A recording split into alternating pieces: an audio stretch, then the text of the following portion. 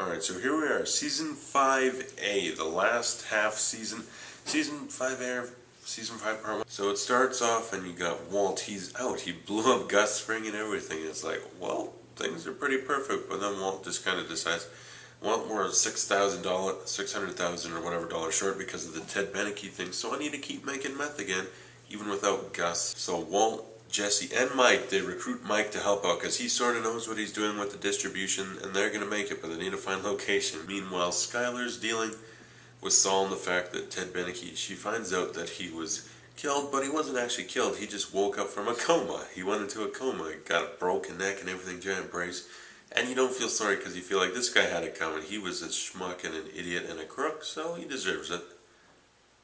But not the meth-cooking murderer, Walt. No, we love him. It's very much different. But before Walt and Jesse can cook the meth, they gotta deal with something. Gus had a laptop which had security camera footage of them in their super lab, and they gotta deal with that. So they get a giant magnet from a junkyard, drive up to the police station right outside the evidence room, and basically rip everything across the room and smash it all, erase computers, memory, and stuff like that. That was a funny scene. And then they go too far, causing the truck to kind of tip, and so they just run away. But then they can cook, and they're looking for locations people to use, and they come across Vominos Pest, where they fumigate the house for bugs.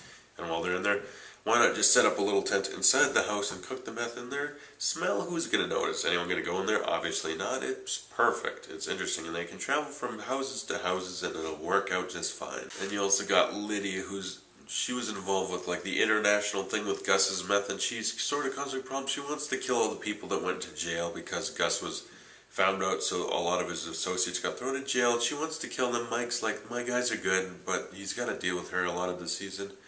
And Skylar finds out that Walt's cooking meth again, and you kind of like her in Season 4 because she's kind of like easing up, and you get where she's coming from. You don't like her, you sort of do. This one, she goes back to that just blank, boring, I hate Walt completely and I'm going to just kick the kids out of the house for like 3 months or something and just, no, avoid him because she thinks he's in danger, even though in Season 4 he clearly stated, I'm the danger. Someone comes to our house to shoot and you think it's me? No, I'm the one who knocks. That was an awesome part in Season 4, but she still thinks she's in danger, so she kicks him out, and it's just, Skylar, you make it so hard for anyone to like you because you do so many unlikable things. So they have to go live with Hank and Marie, and Hank's trying to dig into this Gus Fring case to see who else was involved. There's the blue meth is sort of still out there, maybe, so he's got to figure out who was the last person involved. There's a couple people left, he's sure. He's trying to figure it out. He's going after Mike because they can't really prove he had anything to do with it like the other people. And meanwhile, they're also trying to get more methylamine, so they rob a train. In an amazing scene, you got Todd, who looks like discount version of Matt Damon. I'm sorry that he looks like Matt Damon, but he's a really good actor too. And he like joins them. He's the guy, he works at Vominos Pest, and they go to rob a train by getting it to stop using Bill Burr to park on the tracks and just say like, my thing broke down. The train stops. They got the two giant tubs buried in the ground, one full of water, one empty. They use pipes to move the methylamine into one and pump water into it so they don't notice it's missing. That's genius, but then unfortunately a kid on a dirt bike shows up, but he didn't really see anything. He doesn't even know what he saw. He just sees him kind of like, yeah, we did it, yeah, bitch, science, that kind of stuff. But Todd just didn't, no one knew he had a gun, but he pulls it out and shoots the kid, and when that episode ended, you're like, oh no. And they gotta go and frickin', they gotta melt his dirt bike in the sulfuric acid, they gotta melt the body, and Jesse flips out on Todd and he's like, we gotta get rid of him, but they gotta keep him because he's like got connections with people in prison, his Nazi uncles and such, and he's useful even though they don't really like him. Then you get the last little bit, and oh my god, it was amazing. Mike wants out of this. The DA is getting too close, they're like taking all the money that of the people they're paying to be quiet, so he wants out, but Walt's like, if you're leaving, at least tell me those people. And he's like, I know you're going to kill him. And so Walt like gets pissed off after. He's like, why'd you have to fuck everything up? You had to kill Gus, and now we're in this. Now I got to leave. You screwed up the whole mess, and you effed it all up, asshole. And so Walt just shoots him. He shoots him and kills him, and that makes us not like Walt because we like Mike. But Walt, he didn't really have to either. He was just going to leave anyway, as far as we know. But yeah, Mike dies like staring at the river stream go by, and so it's like, that's no good. Just right after Walt's like, I just realized I could have asked Lydia, she would have told me. And so Mike dies almost for no reason besides Walter's impulsive and decides, I'm the one who knocks, and he shoots him. He turns into that Heisenberg evil for a moment, and then he comes out of it. But again, we're seeing, yeah, Walt's pretty evil, even though, like, he has nice tender moments with Walter Jr. and Holly at times. I mean, there's even the scene, I forget which season, was it season 4? This one, where Walter Jr. visits him at his house, and then he's talking to Walter Jr. and he's like half falling asleep. He's like, he calls him Jesse, so you get that he thinks of Jesse as a son, sort of. So he cares about people, but he is also turning so goddamn evil. Walt gets the names. He sets up a giant prison thing. He gets Todd's Nazi uncles to help with the prison stuff. 2 minutes, they're going to kill 9 or 11 guys in a prison. And it was cool to see. It was like, holy crap, they're resourceful.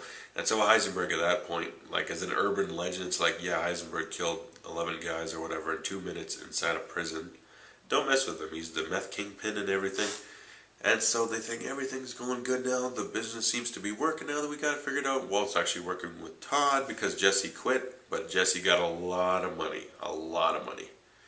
Because Skylar, she takes Walt to the little storage facility. He's got a king-size bed basically made of money. And he gives some to Jesse, and Jesse he's like, holy crap. They're having a cookout, and Hank decides, I gotta go take a dump. He goes, finds a book, to my other favorite, WW, from Gail Bedecker. And he realizes he got him. Walt is Heisenberg, and as a cliffhanger, no other season has done it better than this one. I mean, Gus getting killed and Walt winning and all, that was great. This one's even better, because Hank has Walt. You're Heisenberg, he's got the proof. Oh my god, and waiting for this last season to come on. Oh my god, the anticipation would have killed a lot of people. But he's got him, he's Heisenberg. That picks up in season 5B, part 2, whatever. But yeah, this was an intense one. Hank had a lot to do.